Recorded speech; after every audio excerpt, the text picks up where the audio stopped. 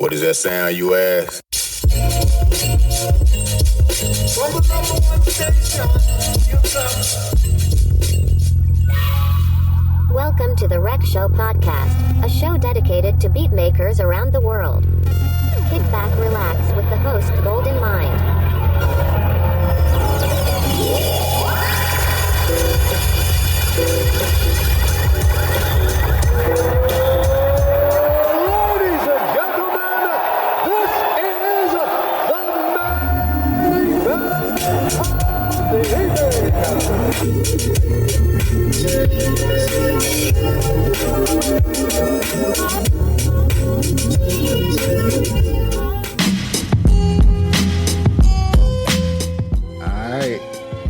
Check. All right. Yo, peace and love. What's going on, everybody? I go by the name of David Gldnmnd Hicks, and welcome to another episode of the Rec Show podcast. Man, this is episode number 68. So I hope everybody's counting their blessings and not their problems, man. Hope everybody had a good weekend and is enjoying their weekend. Man, last week we had the OG DiBiase on the show, man. That was an amazing interview, and just so many jewels dropped, man. And today is no different. So we are going, our guest is from the Third Coast, Houston, Texas, currently residing in Austin, Texas. He's a beat maker who makes some dope chill hop bumps with mellow sounds and laid back drums. But to me, man, this is all his music is a vibe, man. You just press play and just lay back and chill, man. Stargaze, sun gaze, all that type of stuff, man. So, you know what I mean? He's not a one-trick pony either, man. So Tawnbei is also a character designer, but also a Tribe of No Signs founder and a Chill Select contributor. So everybody, I want y'all to welcome Tawnbei to the show. What's going on, my guy? What's up, man? Appreciate you for having me on. Yeah, it's my pleasure, man. So, man, how I like to do it every time is always ask the guest to just go ahead, introduce yourself, for the beat heads and the internets that might not know you. Go ahead, introduce yourself, where you're from, what your name means, and how your name was created, and then how long you've been making beats, but also name any associated collectives that you might be a part of as well. All right. What's up, everybody? My name is Tawnbei. It's my real name. I just spell my name differently because I couldn't come up with any cool name. It feels like all the names been taken, so I just use my name. Started making beats July 2018, so about like 4 years ago. Just like heard that chill hop sound and I just wanted to see if I could make it, and it started off as a challenge, and then like here I am. I'm from Houston, Texas. Not a lot of beat makers that I knew was from Houston, but online during like SoundCloud time, when SoundCloud was popping back in those days, like 2018, 2019, I joined up with a collective, which is Chill Select. It's a collective and a label. So Chill Select is just a big group of beat makers from all around the world, and we just make music together, and we release compilation albums and so on.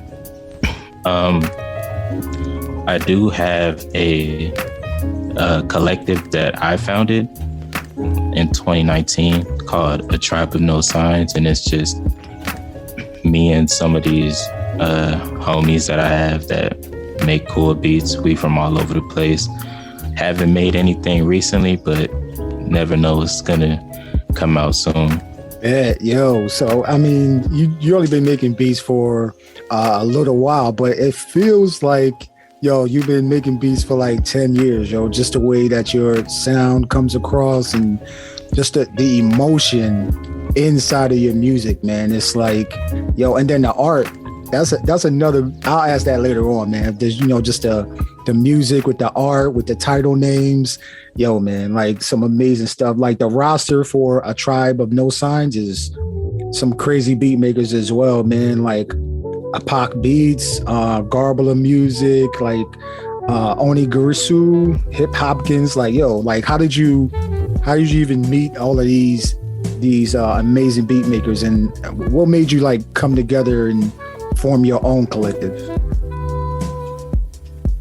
Yo, actually, all of those people I met on SoundCloud, and some of them I met during, like, in Chill Select when everything first started, because at the time Chill Select was really growing. It was like around 50 to 100 beat makers, and we were all like in a Discord server. So everything was like all tight knit, and it was like, you would catch everyone's releases and like you could talk to everyone. Like now I don't even know how many people are in the server. Servers move too fast. But I initially just reached out to those people all like one by one, like over the span of a year or so. I'm just hearing like this dude's beat, and I'm like, yo, would you want to be a part of a collective? You want to work on a tape or something? And then eventually we all got together and started making beats, and we're all cool to this day. Man, that's, amazing, man. Just, I mean, like a lot of my guests, they still on SoundCloud, and they populated with their newest stuff as well, man. So let me ask you this though. Let me ask you, how did you begin your like music journey into creating like your style of music? Because I can't even put nobody in the box. Like I wouldn't even want to attempt to put somebody in a box. But how did you begin your journey?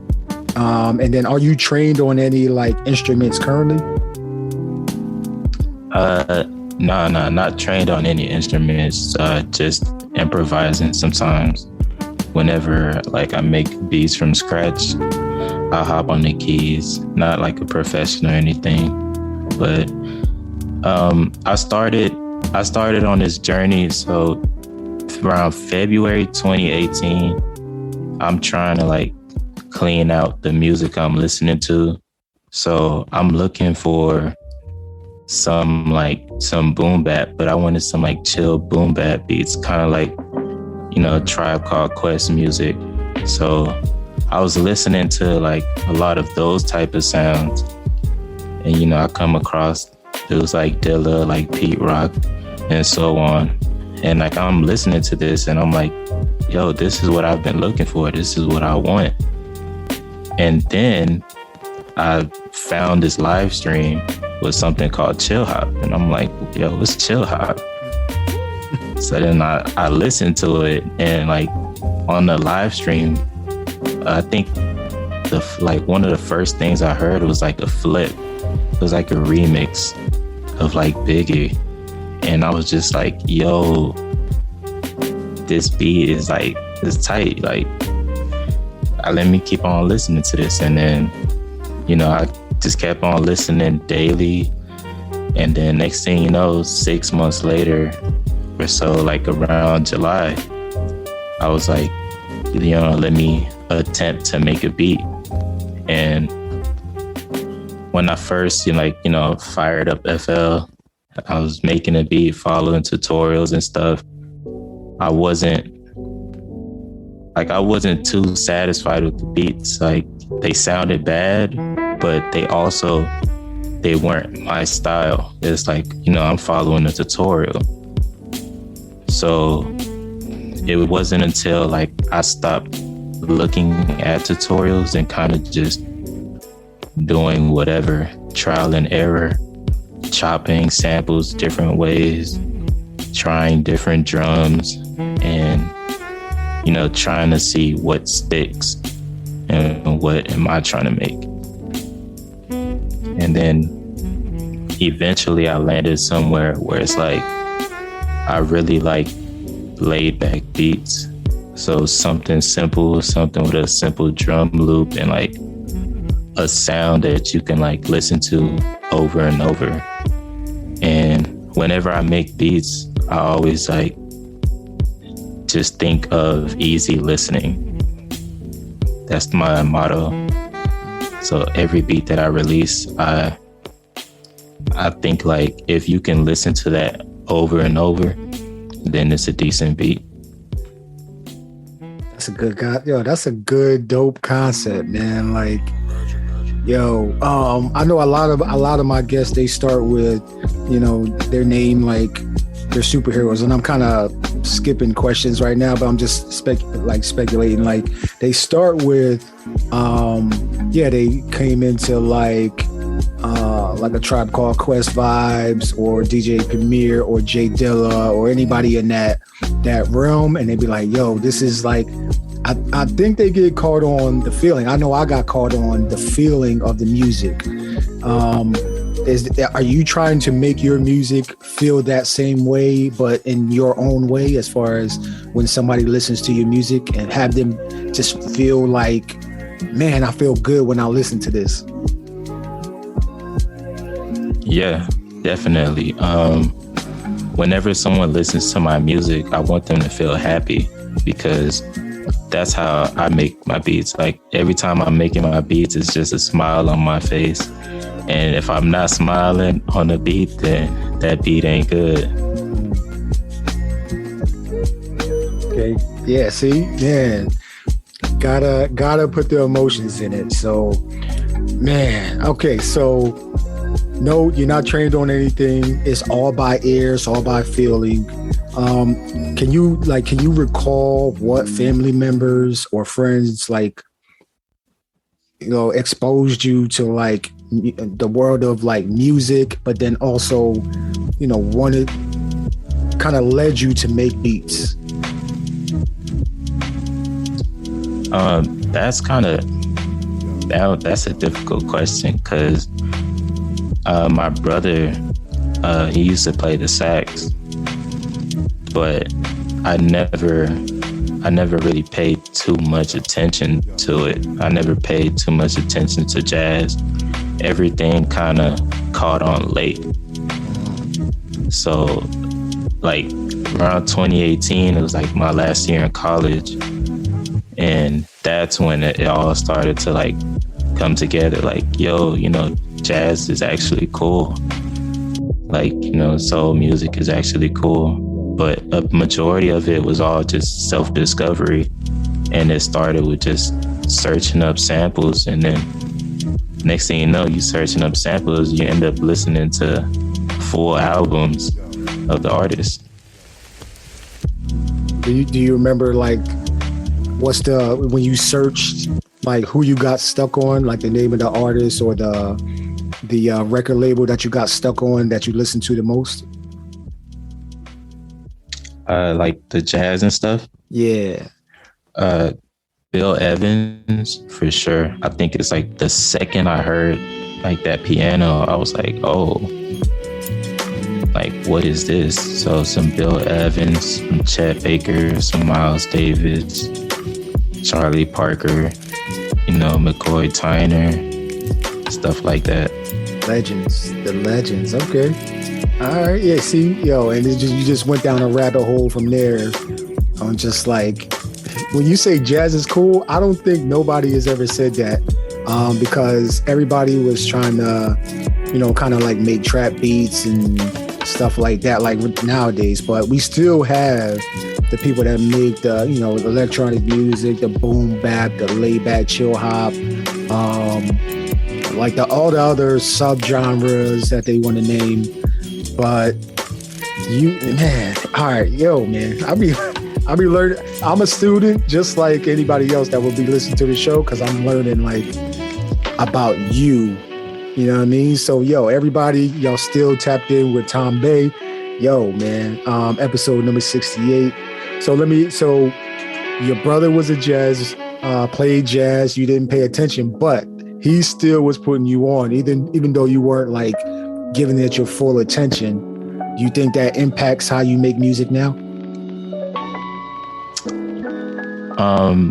Maybe a little bit, just having that little, sound in the background, just like remembering all the times, practicing, and like, sometimes he'll play and I'll be like, yo, this sounds really good.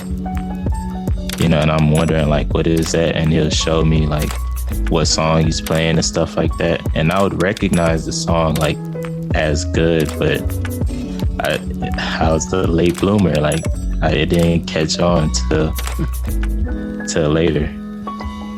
Hey, some of the greatest minds are late bloomers, man. So yo, don't even worry about it. Yo, you got time, man. So okay, if you're able to, right? Can you name one song or one beat, or maybe two songs and two beats, as your greatest beat of all time? Yeah, actually, I got two. Okay. Number one, I would say is Premiered, The Question Remains. That's a good and one. That every time when I hear that beat just slaps, and it just never gets old. That's like truly timeless. And the second one would be Pete Rock, The World Is Yours. And that one, that's like more up my alley, laid back, simple. You got a good groove going. So those two beats. Man, every time you can play right now, you can listen to either one of those, but especially the Pete Rock, like you can play the song in your head right now, like ding, ding, ding, ding, ding. Like I don't even know how to play piano, but it make you want to like hand motion the piano keys like you know what you're doing, yo. It's crazy, man. Feelings, yo.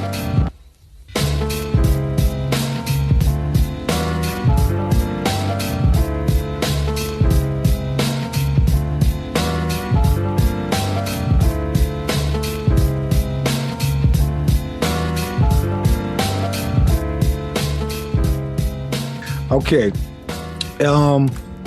Can you like, I always ask this because everybody is on their journey, right? So in their journey in, self-discovery, they're trying to figure out their own sound in music, and, they're always searching for different things to kind of like, get them inspired or open up their world in music. But, can you recommend some like must watch, some must read, or listen to content from the listeners? It could be like a movie, a documentary, a book, a YouTube tutorial, a podcast, like anything, man. I'm pretty sure a lot of beat makers already watched the sampling documentary. Okay, yeah. But that one's a good one if people want to get into like the history of sampling and all that, and like the controversy that it was at that time. But I would say there's a Pete Rock video where he talks about his beat making process, and he says that, basically that simplicity is key. He's like, people like simple things. People like the beats being simple. Like if there's too much noise and there's like a lot going on, like they can't really catch that. So that's kind of like his method into making beats, and that's my method as well. Nice. Okay. So not DJ Premier, Pete Rock video, and then also the sampling documentary. I think I've watched that sampling documentary like 5 times, man, like 5 or 6 times. But every time you grab something new from it every single time, because it was a crazy time back then. But I feel like in our time right now, the people that were making the music, they're kind of like loosening up because they understand everything can be a sample. So why not lend that to the creatives and have them flip it, and then your music still lives on for some more generations, you know what I mean? Instead of just Right. Put on a record and dying. What do you think about that? Yeah, definitely. I think it's a good thing. I never looked at sampling as like you're stealing from the artist, and like instead I see it like you're paying homage to the artist. You're like, you had to have fallen in love with that sound to want to create a new sound with that sound. You know what I mean? Yeah, man. Yeah. So, who said this, man? I think it was Knife Wonder. I was watching a documentary about Knife Wonder, and then he said he mailed a letter to some like creative that created a record, sent them a letter, pretty much like broke down everything that he was trying to do, and he gave them like the artist gave Knife Wonder like their whole discography, and was like, hey, sure, here, you can use these records and stuff like that, which I know like he's big time, so they're gonna get paid either way. But you know what I mean? But for your average like bedroom Beethoven or beat maker in the room, or maybe just making beats on their phone and stuff like that, they're using what they have. Like that's like you said, paying homage to those that created some amazing music. The inspiration can come from anywhere, any genre, and if you flip it to make it into something that people like I think that speaks volumes of whoever created that original music in the first place, yo.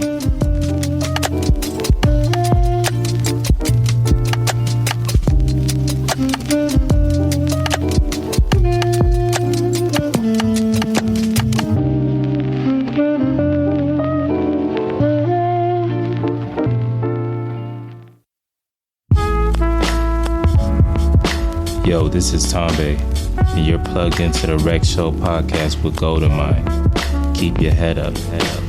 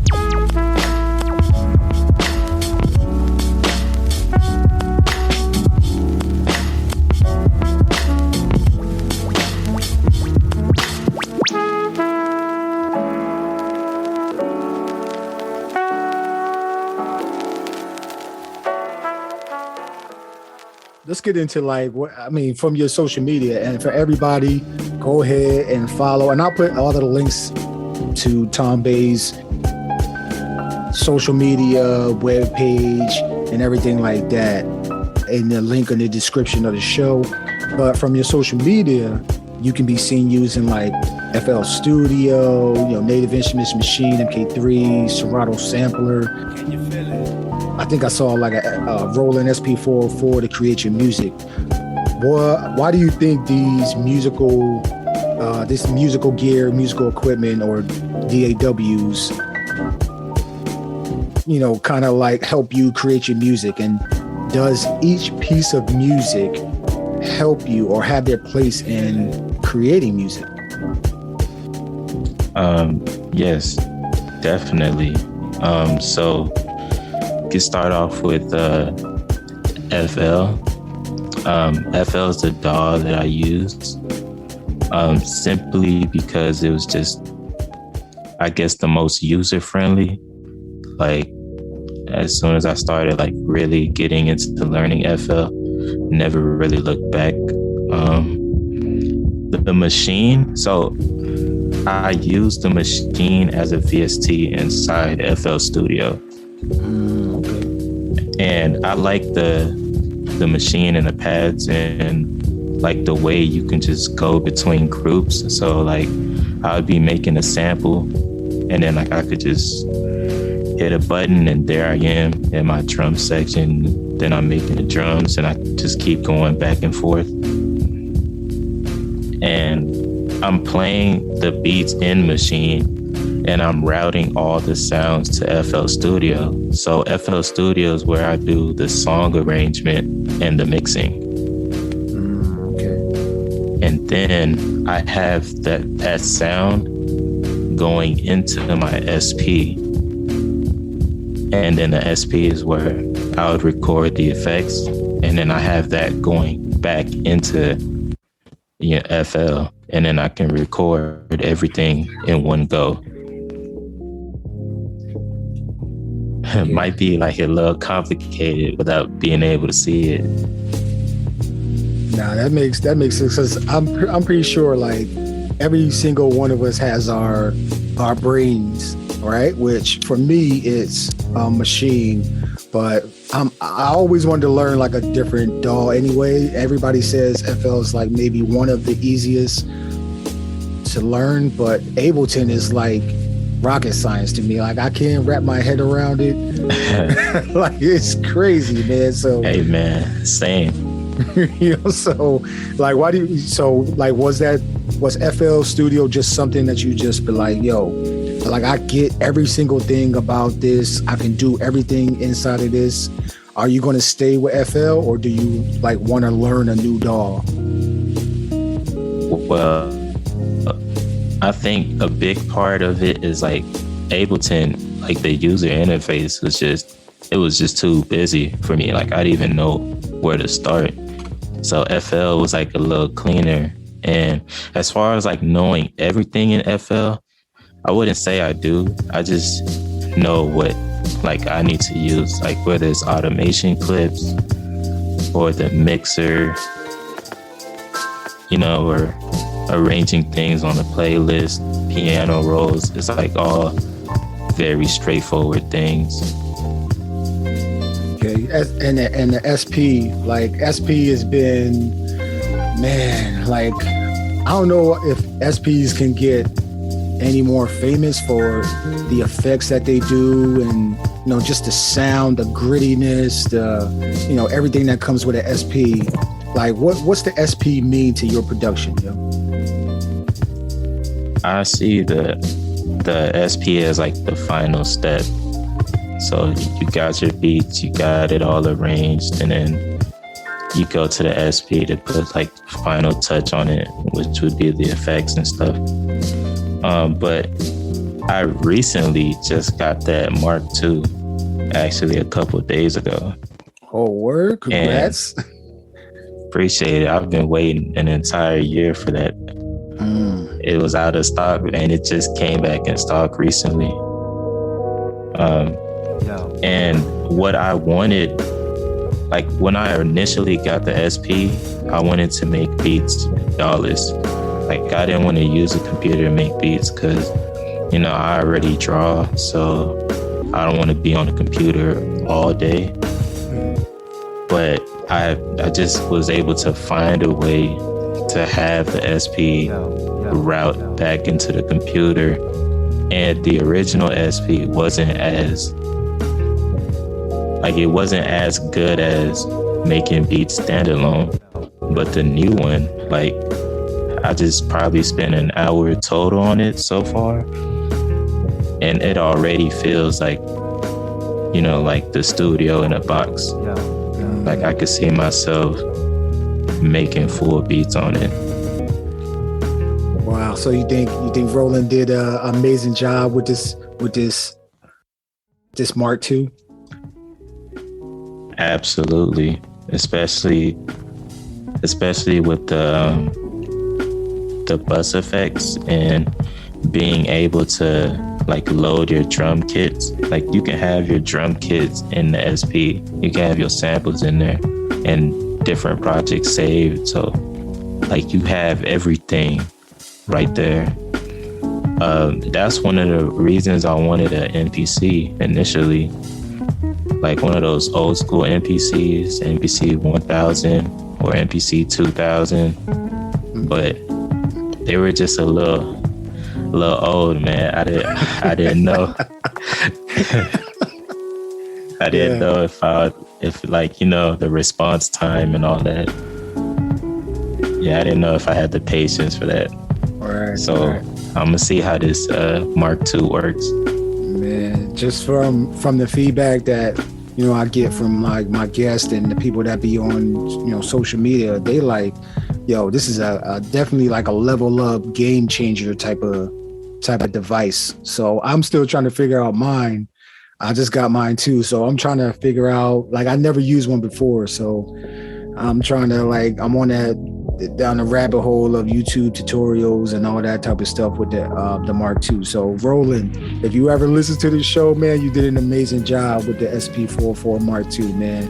So, okay, like you said, man, you're a drawer, right? So you're no one trick pony, and none of my guests are.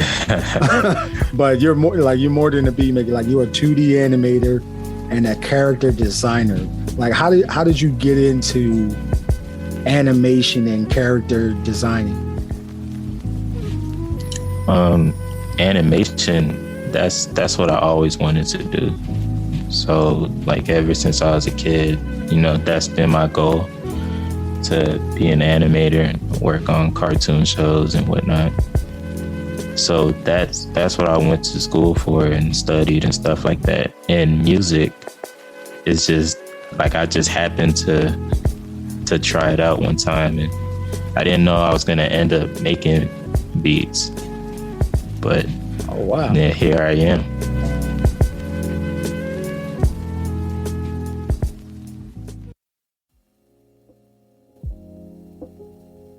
That's two different worlds to me. Or are they two different worlds to you, or are they kind of one and the same? Nah, they're definitely two different worlds, two different types of people that you associate with. But I mean, I see it as like I'm one person, you know. I'm an artist, I'm a beat maker. So it's all me. Okay. But definitely it's like, it's just a little different. Are you into the, you know, the metaverse, and are you into that type of world yet, or are you just simply just animation, drawing? Because I see your cover art for your projects.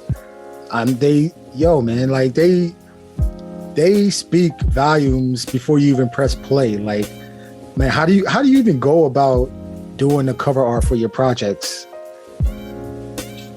Well, appreciate that. So my cover arts, usually it's two ways. Either I make the cover before I make the music, or, you know, I make the music and then make the cover. And usually my process, like, you have a theme that you set. The theme could be, you know, like a picture, or it could be a word, a short description.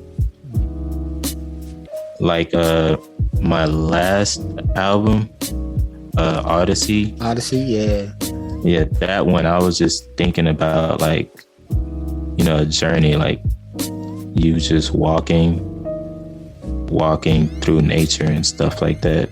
And that's what those sounds were sounding like to me. And then I just pieced together the cover. And most of the time, the cover arts I do are like collage art, because that gives it that lo-fi feel. And then sometimes I'll just draw it, you know, if need be.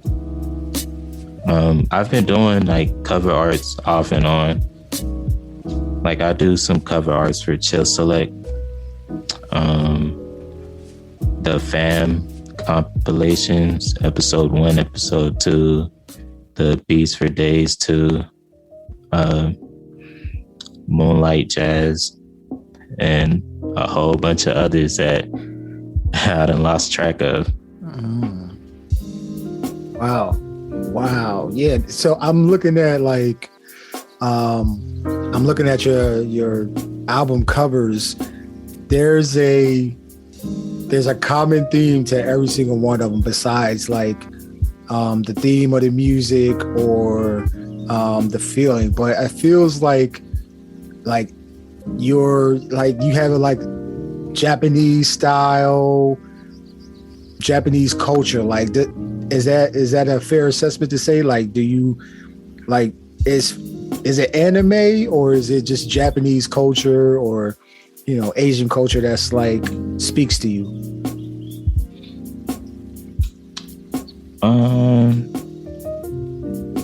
It's kind of hard to say because there's definitely a lot of just traditional Japanese art that I like, and I am an anime fan, so just both of those things just happen to line up. But I would say I would lean more towards just the artwork. I like how the compositions are. I like how it's like usually it's simple and like with a clear focus, like either it's a person or a landscape. So I guess those would kind of be like my inspirations for how I do my cover art. Nice, man. Simple with a clear focus, man. That's you dropping crazy jewels right now, cause like it's like I always try and like do my cover art to where it's not too much going on either, but I'm not a artist or anything like that, but what I feel like the album is supposed to represent, I feel like I put it into the cover art. So man, you do an amazing job with your cover art, man. It speaks volumes, man. I might have to hire you, man, for real. I appreciate it. So let me I think you've done, man, like 7 projects. I think you got 7 projects on Spotify. You got more music on SoundClouds and all the the other DSPs and stuff like that. But I wanted to shed light on the 2 newest joints, which are Odyssey, and then you got a joint project with Strong Maurice and Chill Select called Tomorrow. Can you tell like the listeners and just go over like how these projects came together, because they're amazing pieces of work, man? Yeah, for sure. The Tomorrow one, that one's actually a little crazy because that I started an album around December last year, so December 2021, and I was having a whole bunch of jazz samples and I was chopping and flipping, and I was almost complete with the album. And like, I'm just sitting here like, this time I didn't feel it. Like, I liked the samples, the drums were okay, but to me, I felt like I needed that, like a little bit more energy.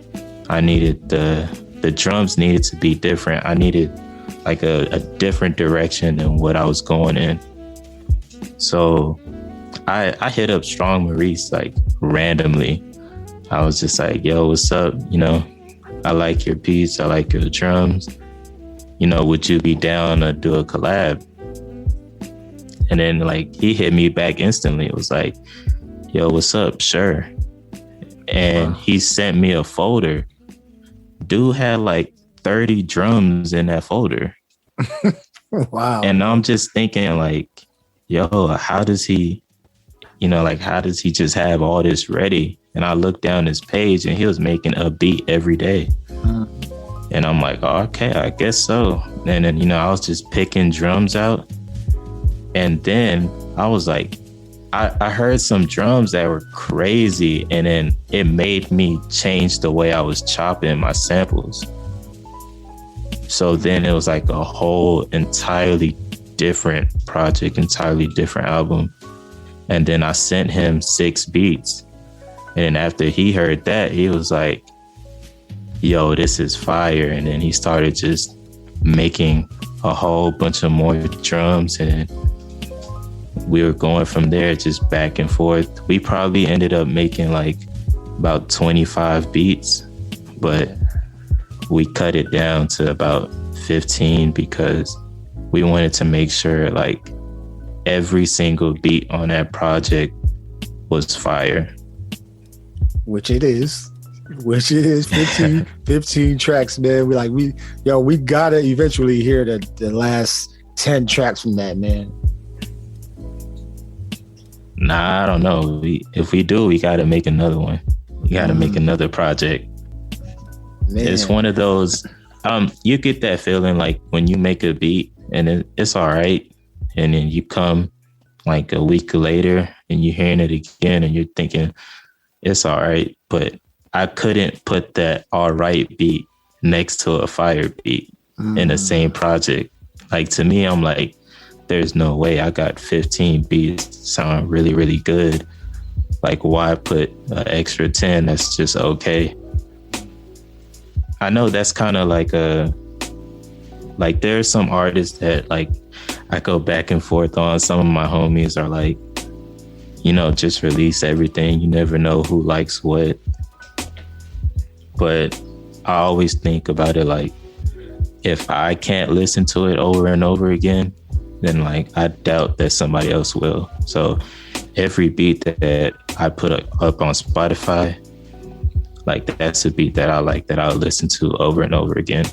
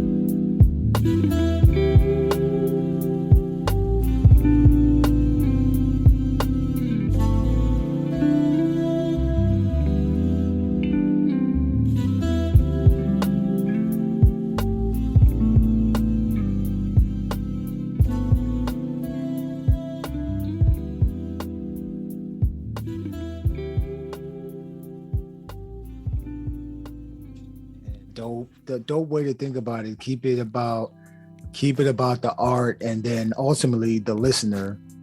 Like, that makes perfect freaking sense, man. Like, if you wouldn't put a alright beat next to a fire beat, like, don't even do it, man. So keep it. If you got 10 tracks and you got 5 alright beats, then I guess you got an EP, because it's gonna be 5 tracks. You know what I'm saying? That makes sense, right? Man. That makes perfect sense, yo. Like, man. All right, yo, man. yo, y'all here with Tawnbei, man. Episode number 68 of the Rec Show podcast, man. Yo, man. You've been dropping jewels already, man. I know whoever listens to this, man, is going to get, kind of like, it's just a snippet of you as the artist. But I want them to really feel like, you know what I mean? Like you got a voice, like you speak through your music, you speak through your art, but a lot of people don't know the backstory behind the beat makers and the artists a lot of the time. So like right now we're about to go in a little bit of the history of you, but the 4 pillars of hip hop are like DJing, MCing, breaking, and graphing, right? Which element did you begin your journey with? And then, how did it affect your life when you discovered that element? Probably, it's funny. Like probably I would say rapping, because like in high school, me and a group of friends, we used to just freestyle to beats all the time.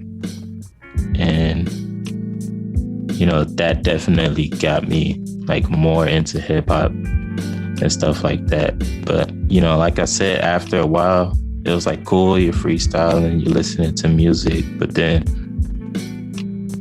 like, the music I was listening to was just the regular music, the mainstream music. It wasn't like selected, like something that I truly enjoyed is something that was like put in front of me. So I had to go and like find that sound that I want. I got you. Do you remember one of your rhymes that you were spitting? Absolutely not. That's because like we barely wrote anything down. It was like the challenge was to come off the top. Oh, like a cipher. Okay. Yeah. Straight off the dome, Okay. Yeah, the MCing. So, man, I gotta ask this question. Like, given some thought, can you name your who you grew up with, like childhood beat maker superheroes, and then where you are today, like your adult beat maker superheroes, and why they were so like important in your life? Oh yeah, and major key, man. No genres off limits either, yo. Major beat makers. I really think that it was like DJ Premier that like set everything off. DJ Premier. Like, you as Gldnmnd, and like I'm listening to those beats and I'm just like, like what is this like East Coast style, and then you go on to discography and you start like finding all types of stuff, and then like the RZA for sure. I used to love all those Wu-Tang beats, and it was just like all different. And like I said, like it wasn't until later where I started like, going down that rabbit hole, start listening to everybody. Whether it's like Doom or, a whole bunch of 90s trappers, a little bit of the Far Side, Digital Planets, that Pete Rock and I joint. But I think DJ Premier definitely would set it off. Like when I was hearing almost everything that he produced, I was like, yo, this is it. Like I found it. Gave you that feeling. Yeah. So like those are like the mainstream, producers or acts. And like, what about right now? Like who are your beat maker superheroes, like the people that you look up to as far as when you creating beats? Or like peer wise, definitely I would say somebody like Gldnmnd. Yeah, Gldnmnd is a legend for real. Okay. Somebody like Gldnmnd, somebody like Flo Fils. I don't know if you heard this flip he did. This Once Again flip. You can search it up on YouTube. And when I heard that, I was like, whoa. And that's my first time like really hearing like jazz hop, because a lot of people was making lo-fi beats that, that wasn't like jazz heavy. Mm-hmm. So when I was hearing that, it was like wow, this jazzy type sound really blew my mind, and that's like something I wanted to do. Then I got a homie in my collective, which I swear, like he was making fire beats from jump. He changed his name like about 7 times. He probably changed his name again. but his name Tawnbei or J Lover. I probably could give you a link to his SoundCloud. Okay. But yeah, him just straight fire. He's been making fire beats off and on. He's busy with whatever job he got, but you know, every like chance that he gets, and those beats always hit. Yeah, we gotta check them out, man. So, I'm gonna definitely like once we, I'll get the links from Tawnbei, and then I'll put it in the links in the description, as I always do, because I always put what we discuss in during the episode and stuff like that. But man, all good recommendations. Okay, like I gotta ask you about this. Like your track titles, always like positive titles. They're like chill, and the music bumps. Like is like Simplicity and then Bumps Volume 1. Like what's the story behind those two albums, yeah? Because I think Bumps is your first album, right? Bumps Volume 1? No, it's not. It's not the first. It's just the earliest one on Spotify. Okay.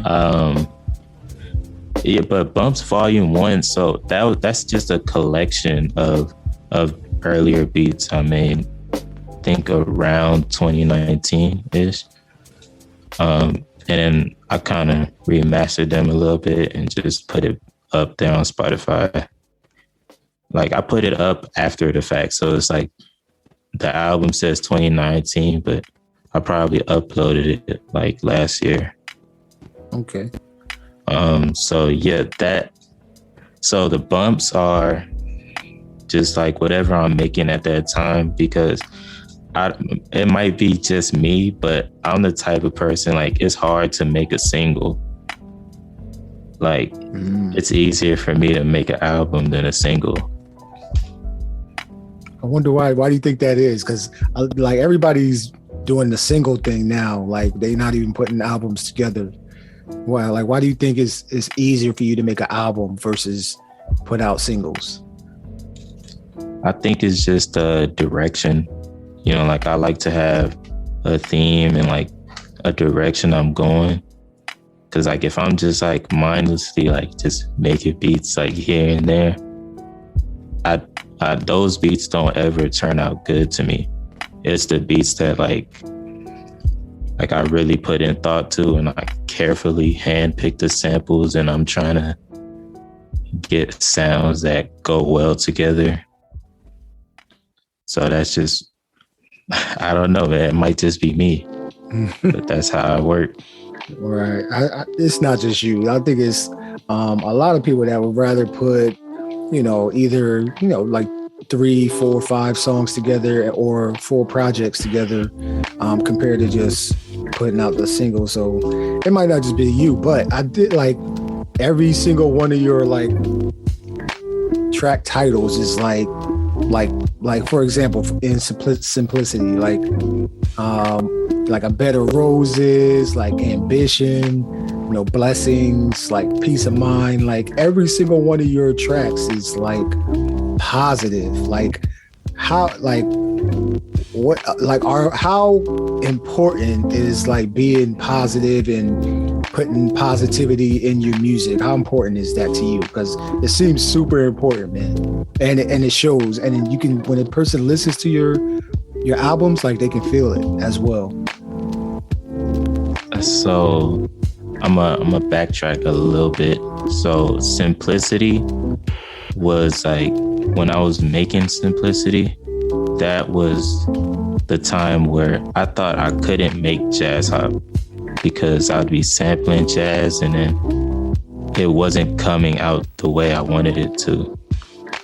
But, through trial and error, I just like, I was changing the way that I was chopping, changing the way I was like, what points that I would start and end at. And then all of a sudden, like everything opened up and like it all started making sense. So when making Simplicity, or coming up with those track titles, that's what I'm thinking of when I make the beat. So that the song, like, you know, Thank You Always, is like, when I hear that sound, that's my immediate thought. And I think, you know, in general, I'm a happy and positive person, like, all the time. So, like, that's reflected in my music. I don't make any sad beats. I don't make any angry or aggressive beats, because I'm just a happy person. So happy person makes happy music. Right. That's dope, man. That's dope, man. Yo, you can definitely tell in your just the album covers, like I said before, the track titles, and then when you listen to the music, man, it's just, yo, you just, like, if you having, listeners, man, if you're not having a good day, go ahead and go to your DSP or however you listening to it, search up Tawnbei, and then put on an album and just kick back, man. Just, I guarantee you're going to feel better after you listen to it, man. Even after one song, man. I'm not even gassing you, like, for real. Like, they feel good, man. Like, no gas, yo. Straight up. Appreciate it, man. That's the hope. Like, when I make the music, like, I want people to feel happy. Yeah, man. Yo, so, like, we already said, like, you were Third Coast representative, but you're currently based out of Austin, Texas. So, like, what's the beat scene like in? Well, you said Houston, it wasn't really anybody, but now you're in Austin. So, like, what's the two worlds look like for you right now, as far as the beat maker scene and stuff like that? I would say it's almost the same, just because I haven't been searching too much for that. Like, there's definitely a couple people here. There's a beat maker close by, actually, like 10 minutes away from me. But I haven't been, like, you know, on social media constantly. Just kind of go with the flow and just make music. But I am definitely, like, looking to, like, collab and stuff, and maybe do some live sets somewhere. That is something, like, I want to do eventually. Yeah. Have you ever done a live set before? Nah. Just, like, you know, like, performing in front of friends and stuff, but not, like, at a venue or anything. Okay. Yeah, future goals. Y'all hear this, yo. So anybody that's in the Austin area, if you're listening to this, man, I know Sumo Wave was a guest on the show before. He's in Austin. Man, there's like a couple other of my guys that been on the show before. They in Austin, but they always do shows. Oh man, I can't remember the name of the place. It starts with a P, but I can't remember. It's like a bar. I don't know. It'll come to me later. But okay, so how do you support the beat culture? Like, I've never asked this question before, but how would you prefer, you know, listeners or people that just want to support the artist? How would you direct them to support you and help you make more? Because to me, like, whenever you buy music or you stream the music, I'd rather people buy the music first and then stream it. It's like an investment and basically a battery to say, hey, go make more. Please make more. We love what you're doing. Like, it's like a good type of message when somebody buys your music. Like, how would you say you would want listeners to support your music? That's a really good question. Honestly, I would say, you know, just keep listening, like listening every now and then, because I know a lot of artists that, you know, they start slowing down, or they, they just stop because no one's listening. And I think just seeing that, even like if it's a small amount of people listening, that like can for sure keep people's drives going. For me personally, I like, as much as I love all the listeners and stuff, I don't think that'll like determine whether I keep releasing music or not. Like, I just love making beats, and every time I make a project, I see room for improvement, and I'm like, road mapping the next one. But definitely, I think listening for sure it would be the number one thing.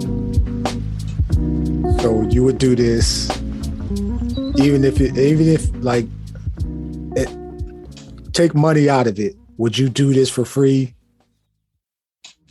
Yeah, definitely. If I had 5 monthly listeners, or it was just me and my brother listening to my beats or something like that, I for sure would keep doing beats.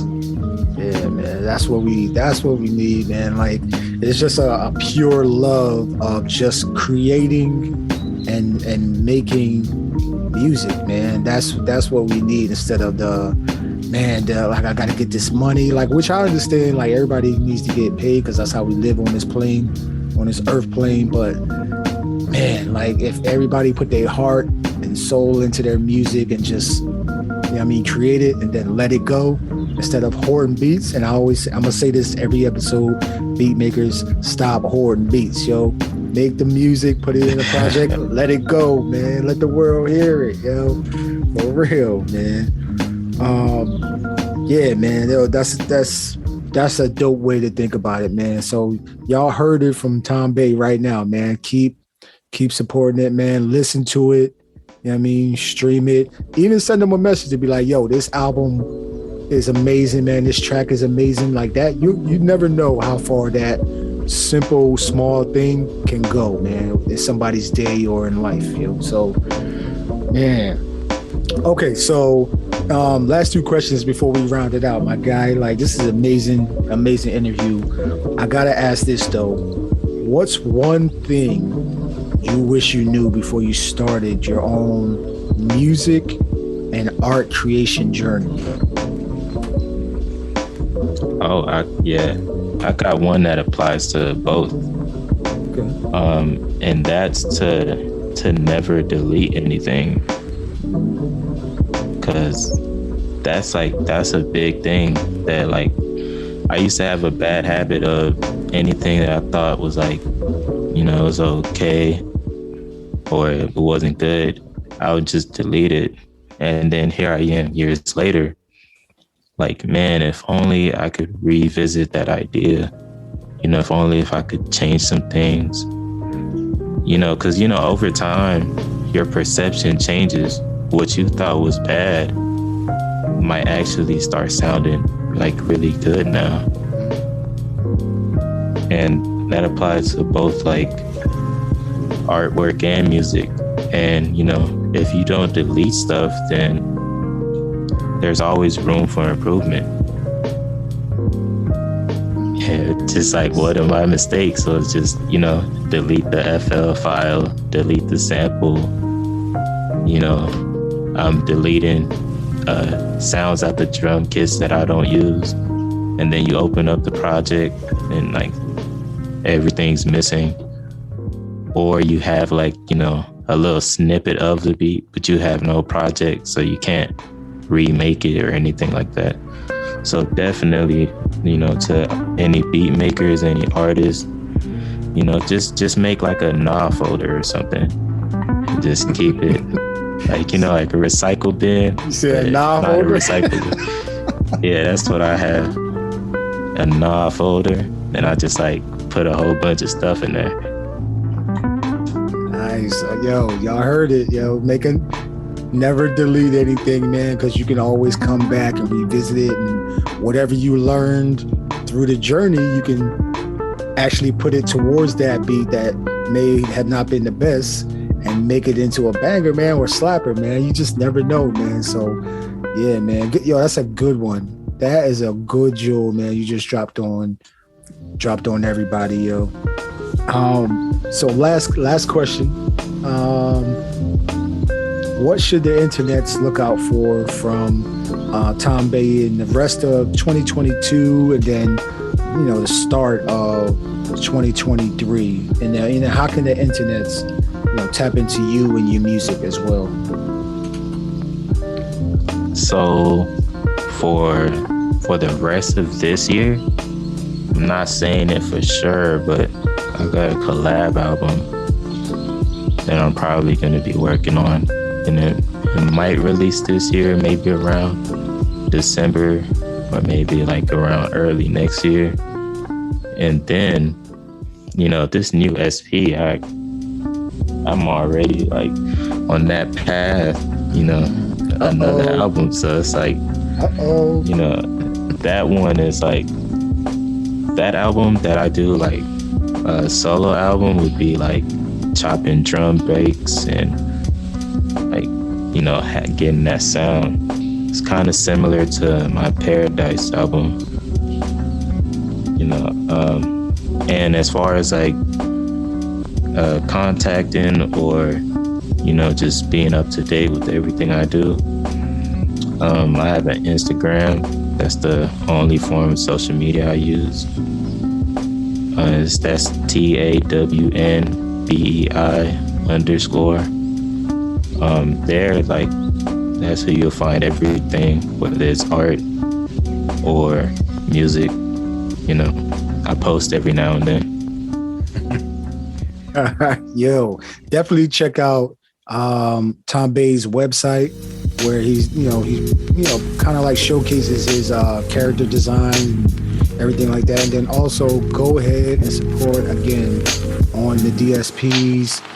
Yo, man, you can't go wrong, yo. So I always want to allow my guests to say like any final thoughts for either the beat makers or the people, the audience that may be listening, as kind of like the last words. Anything you want to say to the audience right now? Yeah. Definitely check out Chill Select. If you're a beat maker, you could come join the Discord. There's a lot of dope producers there. There's a lot of people that help you on your musical journey and whatnot. It's kind of hard to contact people, so you gotta like DM them. The server is a little busy. And check out the like releases from Chill Select, because like I said, it's a collective, it's a label.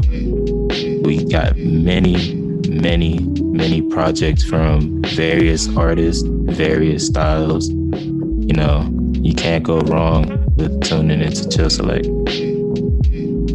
Got you, man. Yo, are we going to get anything from Tribe of No Signs? Maybe not this year, but maybe next year, possibly. Possibly. We'll see. We'll see what the homie's up to.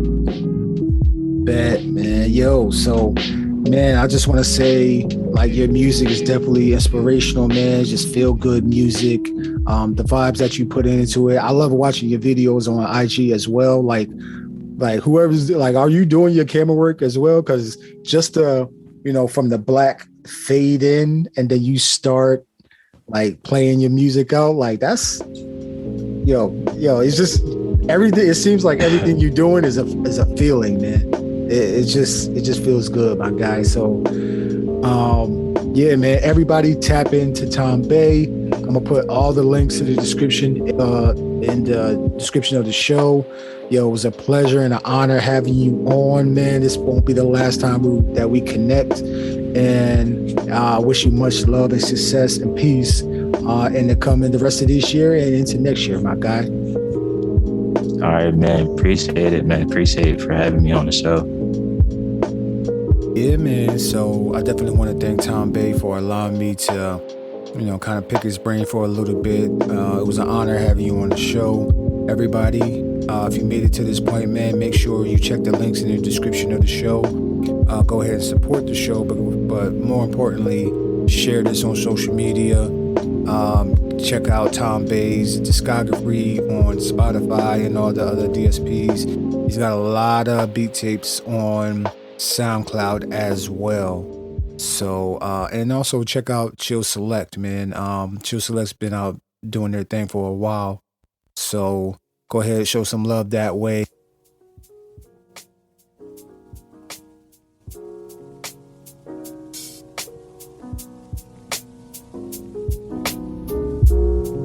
If you got a beat maker that you know is doing their thing, man, and they can be reached on social medias or by email, and let me know. I'll do the research. I'll just check them out, and yeah, man, I hope everybody's counting their blessings and not their problems. NBA season is about to kick off. It's preseason right now. We think we got like maybe 13 days to the actual start of the season, and then football season is, I think we in week 5 or 6 right now. So Thursday night football been sucking, but anyway, yeah, man, have an amazing weekend, have an amazing week, and make sure you count your blessings, not your problems. Take care of your chickens, and I will see y'all next week on another episode of the Rec Show Podcast. Peace and love, yo. Ba, ba, ba, ba, ba, ba, ba, ba, ba, ba.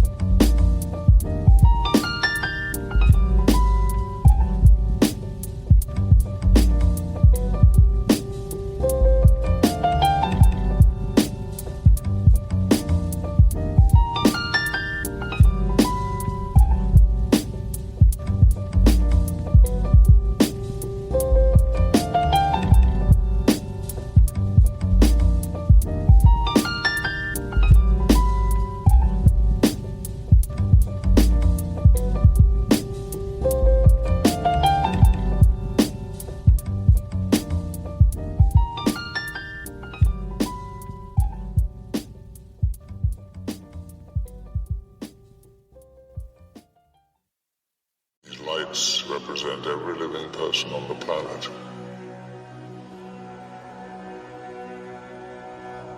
The white lights are humans.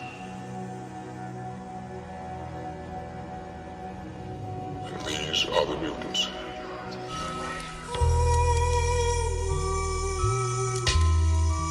They tell like younger kids or other producers like that's cheating. You can't really be separate, but bro, like when it comes to this producing shit, you can do whatever you want. You've been listening to the Rec Show Podcast. Be sure to subscribe, like, and leave a comment. Remember 3 things. Believe in your music. Take care of your mentals. Become the best version of yourself. Until the next one, Gldnmnd signing off. Peace and love, yo. To be the best, you got to work overtime. To be the best, you got to work overtime. These young boys getting better. NBA when you can retire. Like, this is, you have to keep